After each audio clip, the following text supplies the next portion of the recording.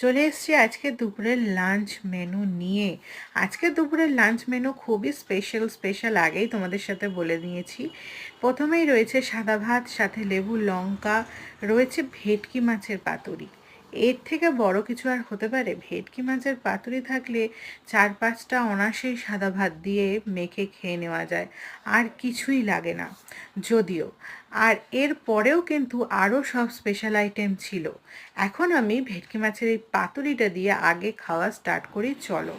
হ্যাঁ, কলা পাতায় মোড়ানো এই ভেটকি মাছের পাতুরি আমার কিন্তু বরাবরের জন্যই প্রিয়। আর মাছটা দেখে বুঝতেই পারছো কতটা ফ্রেশ আর কতটা জুসি হয়েছে। রেসিপিটা কিন্তু রাজশ্রীস কিচেনে অলরেডি দেওয়াই আছে, তোমরা ওখান থেকে দেখে নিতে পারো। মাছটা দেখো এতটাই নরম, ধরতেই ভেঙে যাচ্ছে। আর এই কাঁচা লঙ্কার ঝাঁঝ আর তার সাথে সর্ষের তেলের ঝাঁঝ, ওফ কি যে অপূর্ব খেতে, কিছু বলার ভাষা নেই।